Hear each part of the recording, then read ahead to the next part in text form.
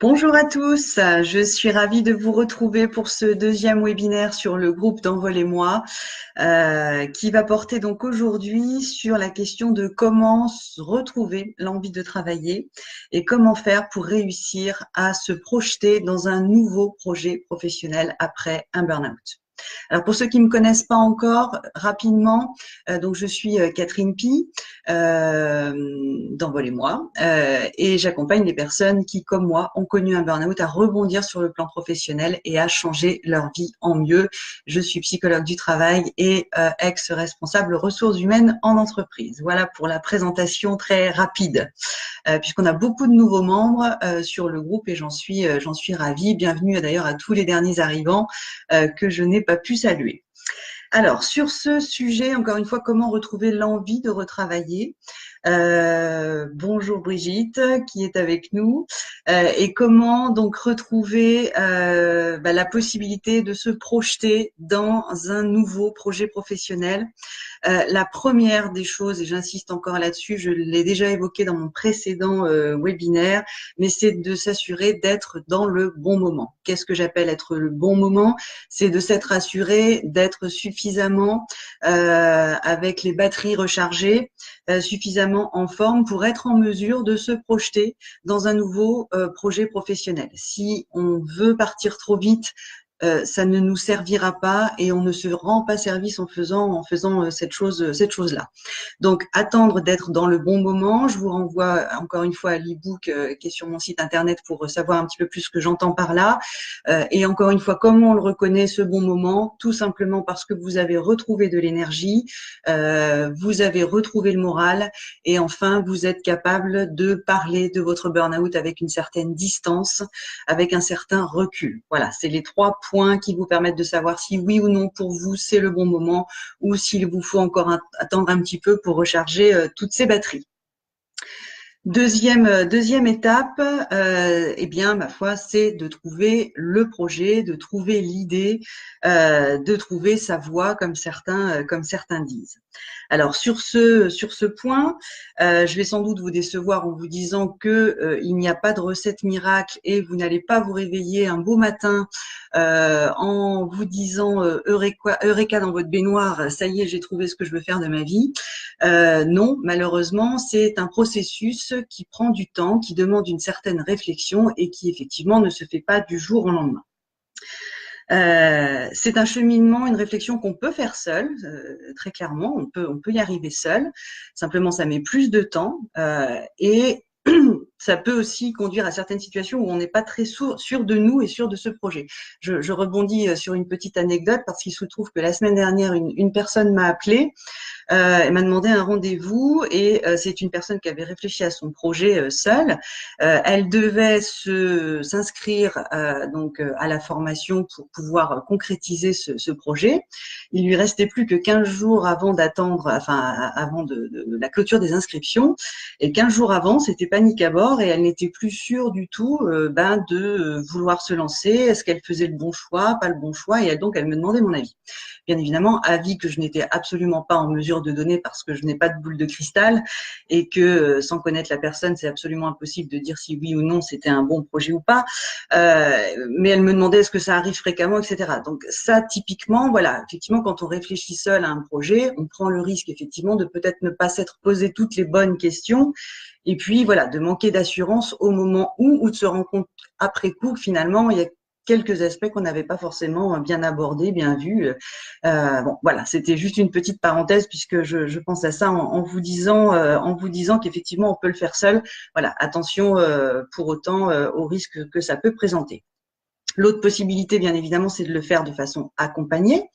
C'est le choix que j'ai fait pour ma part en ce qui me concerne. Je vais vous le raconter juste après. Et le fait d'être accompagné, effectivement, vous guide dans votre réflexion. Ça permet d'avoir un effet miroir, de se poser toutes les bonnes questions, de creuser chacun des points pour ensuite avancer en toute confiance, en toute sérénité pour concrétiser son projet. Et ça, c'est ce que je propose donc dans le cadre des forfaits action ou équilibre que je vous remettrai en lien de cette vidéo. Alors, pour trouver sa voie, trouver l'idée, comment est-ce que l'on s'y prend? En tout cas, moi, comment est-ce que je m'y prends dans le cadre des accompagnements que je propose? Je vous disais, d'ailleurs, vous l'avez peut-être vu ou lu, je pratique effectivement des bilans de compétences en dehors de mon activité à Envol et moi. Sauf que je ne fais pas des vrais bilans de compétences. Ce que je propose, ce n'est pas un bilan de compétences. Il y a des étapes qui s'y retrouvent, mais ça n'est pas tout à fait ça. La grosse différence, c'est que je me base sur la personne. Et la première des choses à faire, effectivement, quand on veut réfléchir à son projet professionnel, c'est d'abord se recentrer sur soi, réfléchir à ce que l'on a vraiment envie de faire, à vraiment ce que l'on aime faire, à qui on est, quels sont nos traits de personnalité, quels sont nos comportements, quels sont, voilà, quelle personne véritable on est. Et par rapport à ça, effectivement, réussir à dégager ensuite des pistes de projet. Contrairement à un bilan de compétences qui part des compétences que vous avez acquises au fur et à mesure de votre vie professionnelle ou extra-professionnelle et qui, à partir de ça, va vous projeter dans d'autres projets. Moi, je ne suis pas du tout d'accord avec cette approche-là, surtout lorsque l'on sort d'un burn-out. Ou en tout cas pour ma part, encore une fois, moi je me base sur ma propre expérience, mais on a souvent envie de remettre les pendules à l'heure, on a souvent envie de retrouver du plaisir véritablement dans notre vie d'une manière générale et dans notre travail. Et donc pour retrouver du plaisir, il n'y a pas d'autre moyen que de se recentrer encore une fois sur la personne que l'on est, sur ce que l'on aime, sur ce qui nous fait rêver, sur ce que l'on aurait voulu faire, sur ce que l'on aurait aimé faire effectivement si on avait eu une baguette magique dans notre vie. Et puis voilà, vous savez, la vie est ainsi faite qu'on suit les opportunités qui nous ont été présentées au fur et à mesure. Et des fois, peut-être sans se poser vraiment la question de est-ce que c'est vraiment ce que je voulais faire. Voilà, c'est se donner cette occasion. Et c'est pour ça, encore une fois, que je dis que le burn-out peut être une opportunité. C'est qu'on a l'occasion finalement de se reposer toutes ces questions-là pour repartir sur quelque chose qui véritablement nous ressemble. Et c'est ça qui est passionnant. Et c'est là qu'on retrouve véritablement l'envie tout simplement de retravailler. Donc, pour retrouver cette envie, première chose, se recentrer sur soi, apprendre à bien se connaître. Alors pour ce faire, je ne vais pas refaire la première vidéo de la dernière fois. Hein. J'invite ceux qui sont arrivés entre-temps à aller regarder dans le fil d'actualité du groupe pour aller visionner la première vidéo. On l'a dit, on peut commencer par faire le point sur ces insatisfactions qui nous aidera à mieux cerner nos attentes psychologiques au travail, faire le point sur ses priorités dans la vie, faire le point sur ses compétences, effectivement, ça en fait partie aussi, mais surtout sur ce que l'on a aimé faire. Donc ça, je reviens pas là-dessus puisque c'est quelque chose que j'ai déjà développé dans la précédente vidéo. Et puis, un point pour moi qui est vraiment essentiel dans les accompagnements que je propose, c'est l'étape que j'appelle l'étape du parcours de vie. En fait, le principe est tout simple. Hein, je demande aux personnes que j'accompagne de me raconter leur parcours de vie. Alors comme ça fait un peu le gros truc, mais rassurez-vous, c'est pas si impressionnant que ça. Simplement, vous allez me raconter depuis la période du collège, rassurez-vous, je ne pars pas de la petite enfance, mais depuis la période du collège jusqu'à aujourd'hui, effectivement, quelle a été votre vie? Dans quel environnement vous avez grandi? Dans quelle culture? Avec quelles valeurs? Je vous demande de vous rappeler quelle petite fille vous étiez, quel petit garçon vous étiez, comment vous étiez avec les autres, qu'est-ce que vous aimiez faire, qu'est-ce que vous n'aimiez pas faire, comment vous avez fait vos premiers choix d'orientation. Et puis, voilà, on tire le fil comme ça de sa vie en se remémorant les raisons qui nous ont fait, à un moment donné de notre vie, prendre telle ou telle direction, prendre tel ou tel choix.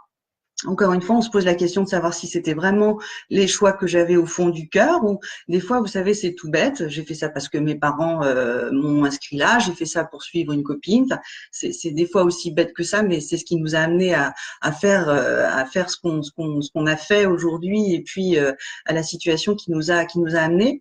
Et vraiment, ce parcours de vie, pour moi, il est essentiel. Alors, j'utilise vraiment dans cet aspect-là toutes mes connaissances que je peux avoir en psychologie, en analyse, en questionnement, parce que très souvent, le fait d'exprimer les choses, nous permet de prendre conscience d'un certain nombre d'événements, de choix, encore une fois, de traits de personnalité, de croyances que l'on a, que l'on pense savoir. Hein. On est tous persuadés de très bien se connaître, mais pour autant, quand on le raconte à quelqu'un, eh bien, ça force à prendre conscience d'un certain nombre de choses. C'est comme quand on va chez le psychologue. Le psychologue n'a pas de baguette magique pour vous faire aller mieux. La seule chose qu'il fait, c'est qu'il vous fait parler. Et le fait de vous faire parler vous permet de prendre conscience des choses. Et quand on prend conscience des choses, on arrive à agir dessus. Eh bien, c'est exactement la même chose. Et à partir de ce parcours de vie, on en tire notamment, effectivement, énormément d'enseignements sur la personne que vous êtes, comment vous vous êtes construite, et quelles sont parfois les croyances que vous avez en vous, d'où elles viennent, quelles en sont l'origine. Et pour le coup, eh bien, vous avez tous les éléments ensuite pour pouvoir agir dessus et pour pouvoir faire évoluer les choses. Donc ça, c'est vraiment un des points dans mes parcours d'accompagnement qui est extrêmement important et auquel je tiens beaucoup et qui surprend d'ailleurs très souvent les personnes que j'accompagne parce qu'elles ont vraiment l'impression de se redécouvrir. J'étais encore avec une personne la semaine dernière qui me disait mais c'est fou à quel point finalement tout est lié et on ne se rend pas compte à quel point effectivement tout est lié et tout est lié finalement à notre enfance bien souvent. Et voilà, je pense que c'est vraiment très très important de refaire ce point-là. Ensuite, donc, comme je vous le disais, cet aspect-là, ce parcours de vie nous aide à tirer déjà les premiers traits de personnalité qui sont les vôtres, mais on ne va pas se contenter de sa propre vision et de l'analyse qu'on pourrait en faire ensemble. On va aussi aller interroger les personnes qui nous connaissent bien, notre entourage familial et amical, notre entourage professionnel aussi, si c'est possible, en leur demandant, voilà, quelle image ils ont de vous, quelles sont vos qualités, vos défauts. Et c'est toujours une expérience aussi très intéressante parce qu'on a encore une fois sa propre image, on a toujours l'impression de se connaître, mais on n'a pas forcément toujours conscience de l'image qu'on peut dégager sur les autres. C'est des éléments importants et intéressants à prendre en compte pour que le projet qu'on va petit à petit construire, eh bien effectivement prenne aussi ces dimensions-là. Et puis c'est des fois l'occasion de se réajuster ou de se reposer des questions sur notre façon d'être. Ensuite, on fait le point sur ces centres d'intérêt, sur ce qui nous intéresse dans la vie, que ce soit en termes de causes, d'une manière générale, de sujets d'actualité, de passion, de loisirs, de métiers, d'univers professionnel qui nous intéressent. Donc là-dessus, moi, je vous donne des éléments que je vous demande de choisir. Et on va s'intéresser aussi à vos talents, ce que j'appelle vos talents. Alors, c'est quoi vos talents? Je vous entends déjà d'ici dire « je n'ai pas de talent », mais si, on a tous des talents. On a tous ce que j'appelle des talents, c'est une capacité à faire les choses avec une très forte simplicité, très forte facilité, alors que pour quelqu'un d'autre à côté, avec une autre personnalité, ça lui demandera beaucoup plus d'efforts. Voilà. Je vois Karine qui est avec nous, par exemple. Si Karine, je lui demande d'organiser un anniversaire avec 50 personnes, elle va s'éclater. Moi, ça va être panique à bord. J'ai horreur de ça. Voilà. Donc, je ne sais pas si ça fait partie de ses talents. Je pense que si, d'ailleurs. Mais voilà, on a tous des talents aussi bêtes que ça. Mais il faut encore une fois là aussi, en prendre conscience et puis réussir à s'appuyer dessus.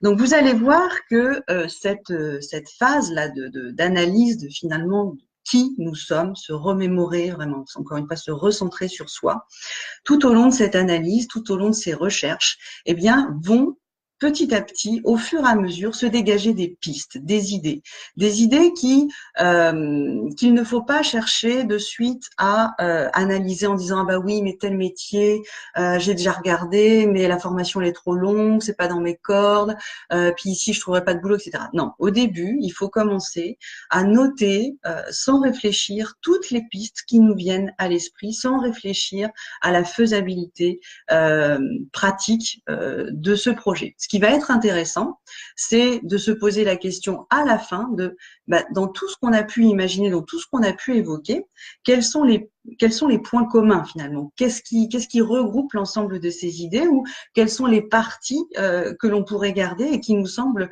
plus pertinents de creuser?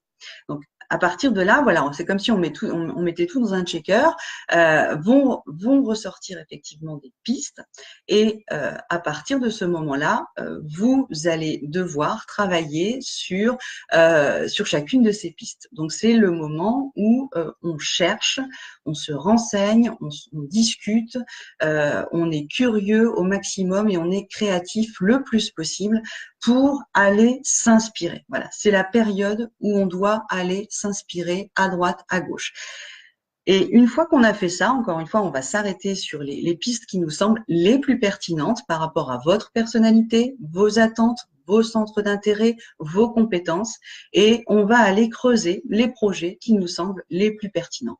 Comment? Tout simplement par des recherches sur en quoi consistent ces métiers, en quoi consistent ces activités, mais aussi en allant rencontrer des professionnels de façon à avoir une idée bien réaliste, parce qu'on a tous une représentation des métiers dans notre tête, mais on voit toujours des fois l'aspect positif des choses, mais pas forcément l'aspect négatif. Donc voilà, avoir une idée bien concrète du projet avant de se lancer à la troisième phase, je dirais, qui est la phase là où on va construire le plan d'action en disant très bien, avec ce projet que j'ai validé, il m'intéresse, quels sont les pavés de compétences, de formation, par exemple, qui me manquent pour pouvoir véritablement le réaliser. Et ensuite, on passe à la phase plan d'action.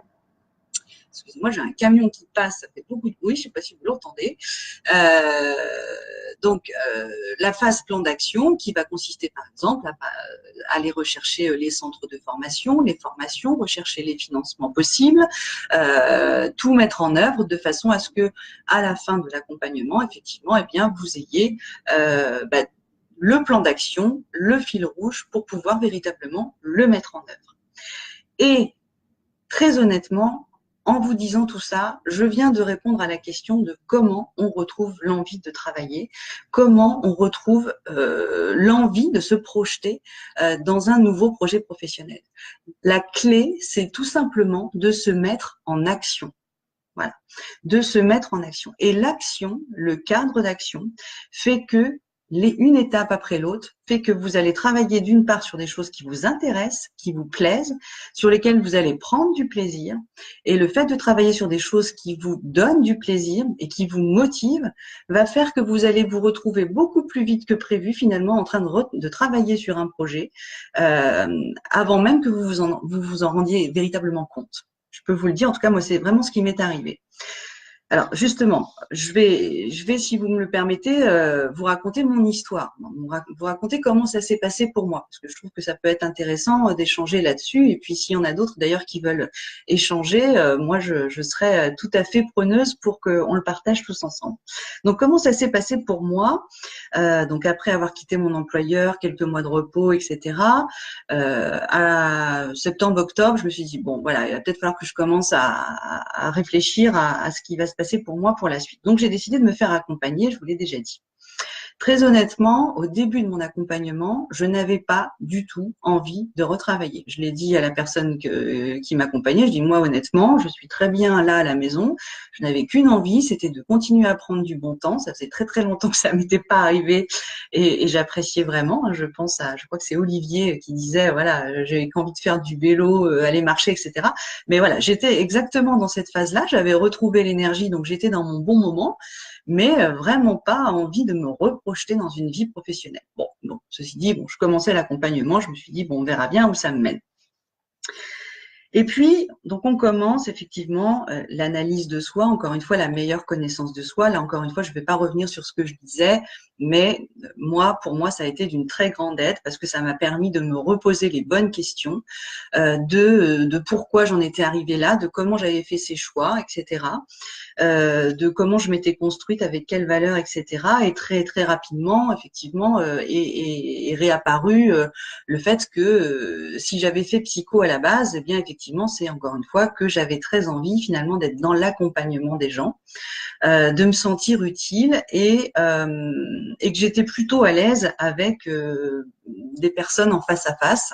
J'avais par ailleurs développé une bonne écoute, un très bon sens de l'analyse, une bonne empathie, donc une capacité à ressentir ce que les autres ressentent et sans jugement avec bienveillance. Voilà, tout ça c'était des éléments qu'on avait réussi à récolter. Alors de par mon histoire et puis de parce que mon entourage avait bien voulu me dire. Il y avait quelques petits points négatifs aussi que je vous citerai pas là tout de suite, mais bon, qui étaient bien réels et dont j'avais pas forcément tout à fait conscience, mais là aussi ça m'a beaucoup aidé de le savoir.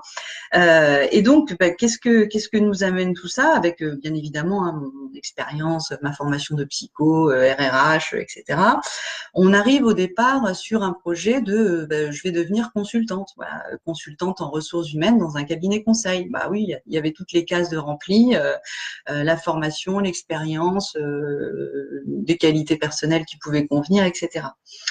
Sauf que c'est un projet que j'ai très vite abandonné parce que être consultante, c'était aussi accepter d'avoir beaucoup de pression. Faut courir par monts et par baux, voir les clients, leur donner tout en temps et en heure. Et honnêtement, moi, j'avais fait le point aussi sur mes priorités dans ma vie et je savais que j'avais pas envie de retourner dans un métier comme ça où j'étais sous pression. Donc la pression ne me branchait pas trop et retravailler pour les entreprises ne m'intéressait plus trop non plus parce que j'avais été un peu dégoûtée. Donc c'est quelque chose que j'ai mis de côté. J'avais pas envie de poursuivre.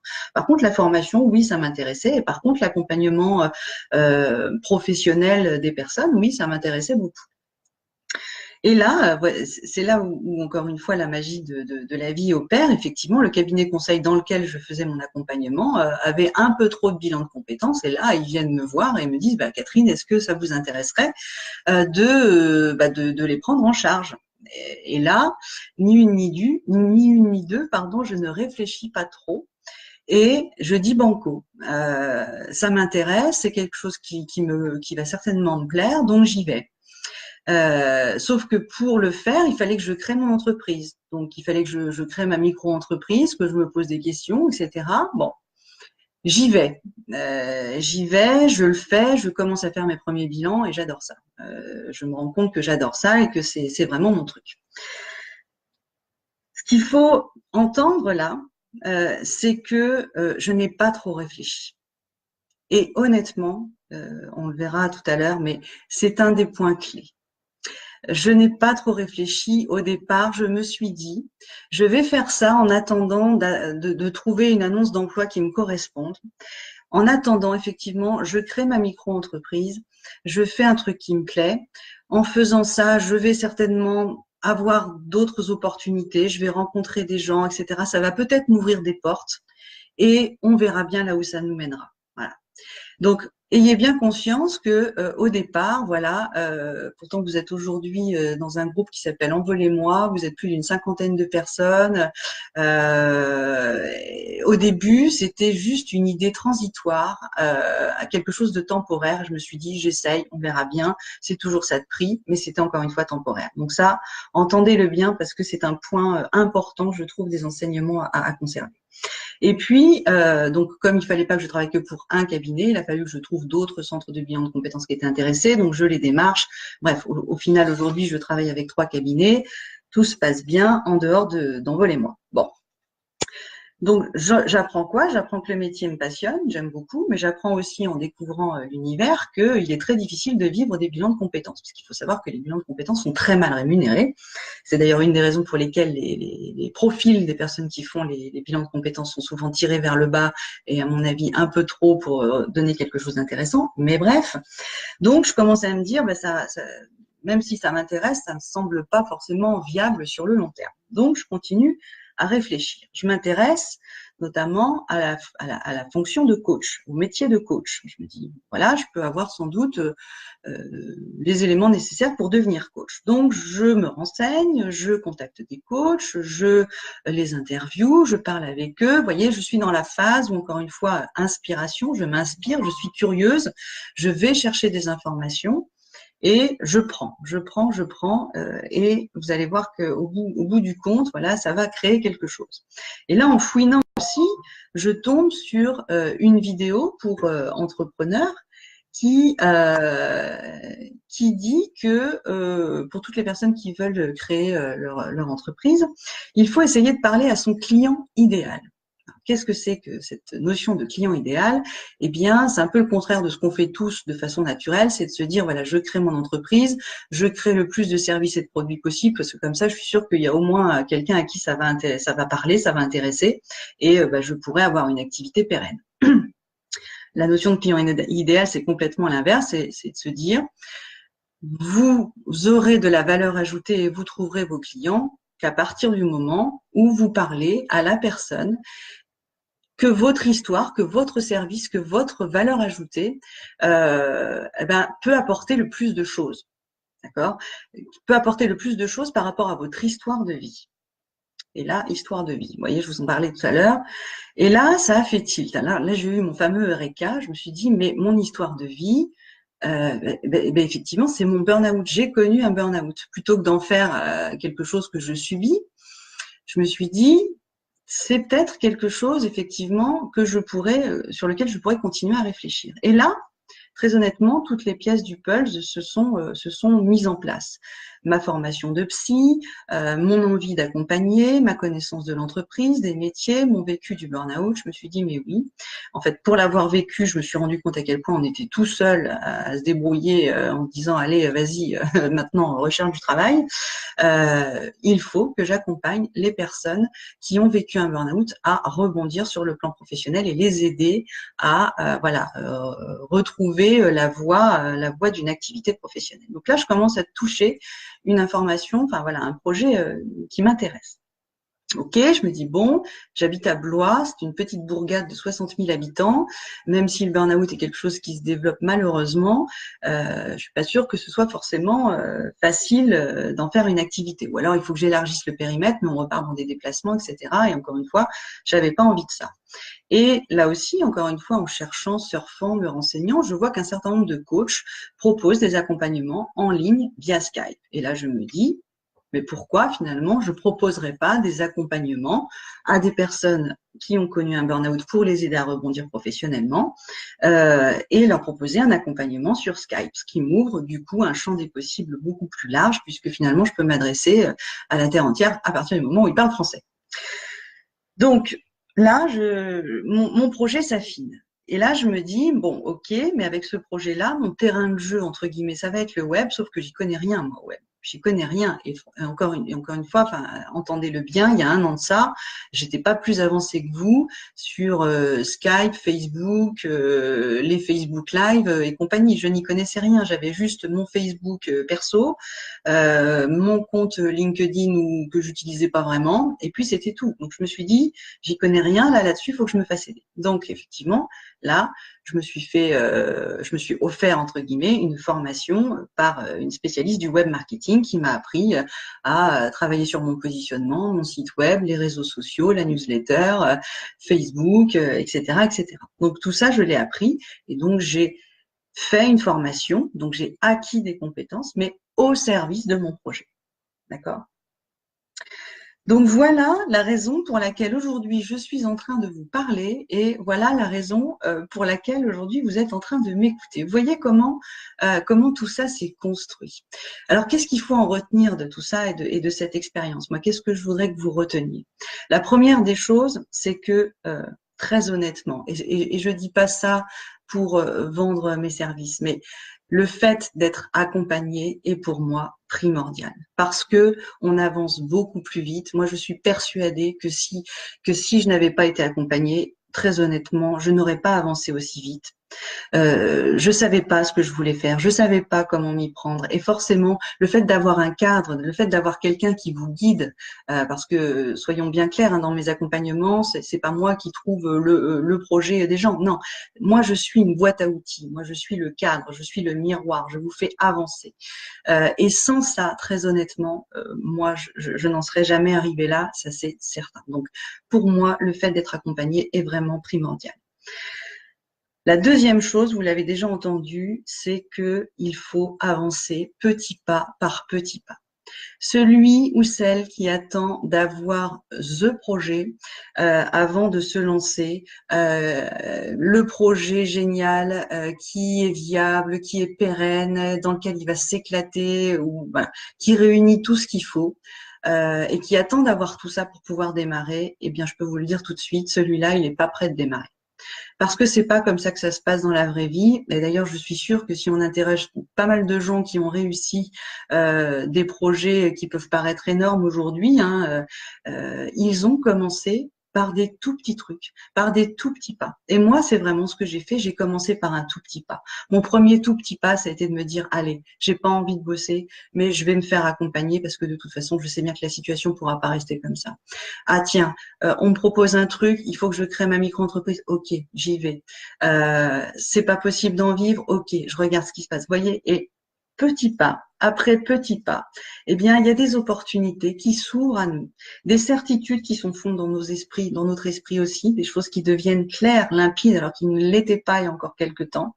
Et petit à petit, le projet se construit. Et pour autant, alors là, je peux vous le dire, le plaisir que vous avez à travailler, mais ça n'a, mais alors rien à voir, mais vraiment, hein, avec ce que vous aviez pu vivre avant en tant que salarié. Je sais pas, vous serez peut-être salarié demain. C'est vrai que j'ai l'impression que je m'adresse à des gens qui vont tous monter leur boîte demain. C'est pas le cas. Certains trouveront un autre métier. Mais ce que je veux vous dire, c'est que moi aujourd'hui, très honnêtement, je n'ai pas l'impression de travailler. Là, quand je vous parle, vous voyez, c'est mon travail, mais je ne travaille pas. Quand j'écoute quelqu'un qui me raconte sa vie, son parcours de vie, mais j'adore faire ça. Donc, c'est du plaisir. Je me lève le matin sans réveil parce que j'ai envie de faire les choses que j'ai à faire aujourd'hui. Vous voyez, donc moi, c'est vraiment ça que je vous souhaite et vous dire, voilà, c'est possible puisque je l'ai fait. Voilà. Et il n'y a pas de raison que ça ne soit pas possible pour vous si vous mettez tous les éléments qu'on vient d'évoquer pour que ce soit possible. Alors, pour que ce soit possible, justement, j'ai pensé à vous. J'ai pensé à vous, je vous l'ai dit tout à l'heure, il y a le forfait action pour ceux qui veulent être accompagnés jusqu'à la mise en œuvre ou le forfait équilibre pour ceux qui veulent être accompagnés jusqu'au plan d'action. Ce que je vous propose aujourd'hui, une offre exclusive réservée aux personnes qui sont inscrites à ce groupe et aux personnes qui sont inscrites sur la newsletter, une offre exclusive que j'appelle une offre au succès. Qu'est-ce que ça veut dire que ce truc? Eh bien, je vous propose d'accéder au forfait équilibre en ne payant la prestation que si vous êtes satisfait de l'accompagnement que je vous aurais proposé. C'est-à-dire que si, au terme de l'accompagnement, effectivement, on a bien défini un projet professionnel qui vous ressemble avec un plan d'action associé. D'accord ? Pourquoi je vous propose ça? Parce qu'effectivement, pour en avoir discuté avec plusieurs d'entre vous, j'ai bien conscience, et puis moi aussi, je me mets dans votre situation, hein, je me suis posé les mêmes questions, qu'investir dans un accompagnement où on vous dit, voilà, vous allez trouver votre projet, on se dit, ouais, enfin bon, est-ce que ça va marcher pour moi? Est-ce que ça va donner quelque chose?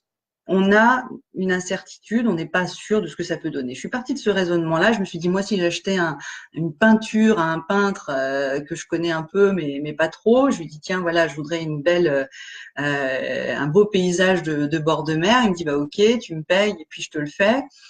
Finalement, je ne sais pas trop si le tableau va me plaire à la fin et si je vais être contente. Bon. Donc, finalement, partant de ce principe-là, je me suis dit, moi, je suis sûre de ce que je peux vous apporter, puisque voilà, je le fais tous les jours. Donc, j'en suis sûre que ça peut vous être utile et je suis sûre que ça peut vous permettre de vous mettre le pied à l'étrier vers votre nouveau projet. Donc, du coup, j'accepte de supporter, moi, le risque et vous laissez porter. Et au final, si vous êtes satisfaite ou satisfait de cet accompagnement, alors vous réglez au terme de l'accompagnement. Alors, il y a quelques conditions quand même.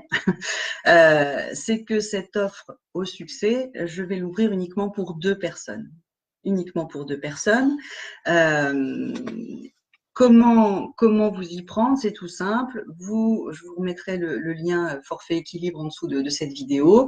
Vous allez sur mon site Envolez-moi et vous allez demander un rendez-vous pour une séance découverte gratuite qui va vous mettre directement en lien avec un calendrier qui va vous proposer des créneaux de façon à ce qu'on puisse échanger ensemble. C'est donc une séance découverte gratuite et sans engagement, rassurez-vous. C'est simplement pour qu'on fasse connaissance, que vous m'expliquiez votre situation, quelles sont vos attentes et à partir de là, que je vérifie aussi si vous êtes bien dans le bon moment, si vous ne voulez pas aller trop vite, etc. À partir de là, ben, effectivement, je sélectionnerai effectivement les 2 candidats qui me semblent peut-être le plus prêts, en tout cas, à rentrer dans cette démarche. Donc précisez bien dans le petit questionnaire par contre qui vous est proposé pour prendre rendez-vous que vous demandez un rendez-vous dans le cadre de l'offre au succès, pour que je sache que vous êtes concerné par cette offre. Et ensuite, eh bien, écoutez, pour les personnes qui feront cet accompagnement avec moi, je les sélectionnerai, en tout cas, je les choisirai d'ici fin juillet pour un démarrage de l'accompagnement en septembre. Ce qui vous laisse encore le temps, du coup, de vous poser si vous en avez besoin, le temps de partir en vacances si vous en avez besoin aussi, voilà, tout à fait tranquillement, et simplement avec dans la tête l'idée de vous dire, voilà, en septembre, à la rentrée, je démarre une réflexion, je démarre quelque chose concrètement pour avancer. Vous voyez, hein, le premier petit pas.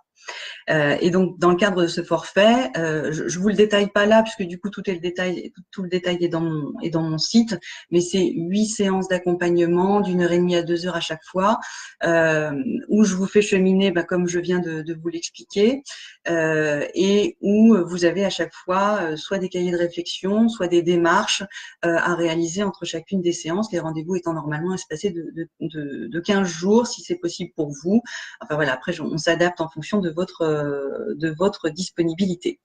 Donc, deuxième condition, j'ai dit que c'était 2 personnes. Deuxième condition, c'est que je vous demande quand même un premier versement de 250 € au démarrage de l'accompagnement. Ces 250 €, c'est important pour moi puisque c'est aussi un signe de votre engagement et un signe de votre motivation à aller jusqu'au bout. D'accord? Donc, vous avez éventuellement à perdre 250 € et je peux vous dire que de toute façon, avec les réflexions et les informations et la vision claire que vous allez recueillir sur vous-même, sur la personne que vous êtes, sur ce que vous recherchez, ce sera vraiment pas de toute façon quelque chose de perdu. Et puis, le solde de 740 € à la fin, uniquement si vous êtes satisfait de la prestation et si on a bien abouti à un projet professionnel qui vous correspond avec un plan d'action associé. Voilà. Voilà ce que je voulais vous proposer en exclusivité pour les personnes donc de ce groupe. J'espère que ça vous intéressera. En tout cas, vous n'avez plus aucune excuse pour ne pas faire ce premier petit pas si vous vous sentez prêt. Vous n'avez rien à perdre et vraiment tout à gagner avec cette possibilité-là. Donc, n'hésitez pas à prendre rendez-vous. Fin juillet, ça va arriver vite. Et puis, ma foi, j'espère faire connaissance toutes ces personnes très très rapidement à vous. Je regarde rapidement les commentaires. Vous me dites donc, Karine, je pense que c'est la trouille de se lancer dans un tel changement, une peur naturelle. On a connu une rupture de rythme, c'est vrai. C'est vrai. Et c'est pour ça que il faut pas se mettre la pression, hein. De toute façon, le projet, déjà, vous allez voir encore une fois que de rentrer en action, vous allez retrouver une dynamique que là, comme ça, si on vous dit du jour au lendemain, allez, tu retournes bosser, vous n'avez pas forcément envie d'y aller, hein. Mais la dynamique se fait toute seule, encore une fois, en travaillant sur des choses qui nous plaisent. Et puis après, la mise en œuvre du projet, c'est aussi à votre rythme. Si vous avez besoin de temps pour le réaliser, c'est vous qui restez maître du temps. C'est vous qui resterez maître de le faire ou de ne pas le faire, hein, bien évidemment. Donc, mais cette peur, effectivement, je la comprends. C'est vrai que c'est aussi la peur de se lancer dans l'inconnu. Mais la peur n'évite pas le danger, comme on dit. Et aujourd'hui, si vous n'êtes plus heureux dans votre vie et si vous ne vous voyez pas revenir dans votre vie d'avant, eh bien, écoutez, je suis désolée de vous dire que vous n'avez pas d'autre choix que d'avancer. Et vous avez une chance. Je sais que ça peut être provoquant ce que je dis, mais c'est beaucoup plus facile pour vous qui êtes en arrêt de travail, par exemple, ou qui avez quitté votre emploi. C'est beaucoup plus facile pour ces personnes-là, pour vous, donc de rebondir sur quelque chose de nouveau, alors que pour certains, et je sais que c'est le cas de Karine notamment, ou de Laure, quand on reprend une activité, qu'on remet le pied à l'étrier, qu'il faut, encore une fois, trouver le courage d'arrêter, de demander une rupture conventionnelle, de trouver une solution de rupture avec son employeur. C'est de quitter un certain confort, on va se le dire aussi. Bon, forcément, c'est difficile. Donc, on a une chance, c'est que, voilà, on a mis, encore une fois, j'ai déjà utilisé cette expression, mais un genou à terre. Faisons-en, non, enfin bref, vous m'avez compris, faisons-en une force. Je suis pas sûre que c'est français, mais vraiment une force, une opportunité. On a cette opportunité, on a du temps devant nous, on a l'occasion de réfléchir à ce que l'on veut faire, on a du temps pour pouvoir démarrer autre chose, mais profitons-en. Et honnêtement, j'espère que vous voyez le plaisir que j'ai aujourd'hui à vous parler, mais honnêtement, mais moi pour rien au monde, hein, moi pour 1 million d'euros, 10 millions d'euros, je ne reviens pas à mon poste d'avant. Sans façon, sans façon. Donc la trouille, oui, je la comprends, mais honnêtement, avancez et vous verrez que vous y trouverez du plaisir. Oui, j'ai dû y retourner, c'est en effet, et c'est difficile sur place, ça je veux bien y croire. J'espère que pour l'heure tout se passe bien d'ailleurs. Il faudra que tu nous fasses un petit retour sur la façon dont ça se passe. Ah, solution de rupture. Bon, je vois que tu as pris ta décision, donc n'hésite pas par rapport à ça. C'est des choses effectivement sur lesquelles je peux t'aider également sur la façon de s'y prendre avec voilà pour rompre avec son employeur. Donc bon, j'espère que ça se passe bien. Prends bien soin de toi, Karine aussi. Prenez bien soin de vous et puis j'espère vous retrouver bientôt. Voilà, pour faire connaissance plus amplement lors d'un rendez-vous découvert. Je vais y arriver. Bien, je vous souhaite une très belle journée à vous. On fera très prochainement encore un Facebook Live comme celui-ci, sans doute avec Hélène Plantevin, comme je vous en avais parlé, là, l'auteur du livre. Je sais plus comment il s'appelle, d'ailleurs il est un peu compliqué son titre, mais Voyage en Burnoussi, là j'ai trouvé ça très sympa, donc on fera un petit échange d'expérience là-dessus. Voilà, je vous souhaite une très belle journée et je vous dis à bientôt. Au revoir.